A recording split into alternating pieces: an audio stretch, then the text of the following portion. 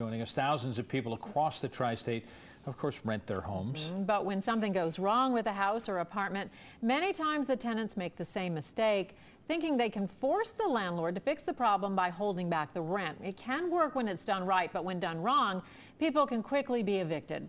Local 12's Rich Jaffe is here now with one couple's terrible situation and a look at how tenants can protect themselves. Rich. Paula, I hear about situations like this all the time. Tenants are forced to live in miserable conditions, and it gets to the point they think their only recourse is to not pay the rent, expecting that will force something to get fixed. The next thing they know, they are out on the street. The answer is escrow.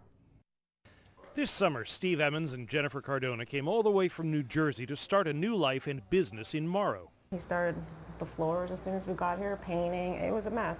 And I helped him. I'm not as much as he did, but try as much as I could. And then we started finding all these issues. The couple had moved into a home on Welch Road, and with Steve figuring he could handle some renovation work on the place, they signed a lease-to-own deal with the landlord. And that was probably their first mistake. Nick DiNardo of Legal Aid says lease-to-own agreements frequently turn out badly for tenants. Landlord-Tenant Act in Ohio is extremely clear that landlords are responsible for all repairs, and they cannot delegate that duty to their tenants. Within a few weeks, Steve and Jennifer discovered a leaking roof and sewage pipes from the bathrooms that appear to have been broken for a long time, dumping raw sewage on the ground under the house. When this toilet barely flushes, it also runs out a broken pipe on the side of the house, soaking into the ground. While the landlord said he knew nothing about the problems, Warren County health inspectors wrote orders on the house trying to force him to fix them. In the meantime, for health reasons, Steve and Jennifer moved into a motel. Already having spent thousands of dollars trying to fix the house, they used their rent money for the motel. When they failed to pay the rent, they got hit with a legal eviction notice from the landlord. What they should have done is send the landlord a written notice that in 30 days they would put their rent into an escrow account. Then the tenant can deposit their rent with the clerk of courts in their area. That's commonly referred to as a rent escrow case. And then a case number is assigned, and the tenant continues to deposit their rent into court until the landlord makes the repairs. Let me say this again. You cannot not pay your rent to try and get the landlord to fix problems. You have to put the rent into an escrow account, and it's very easy to do.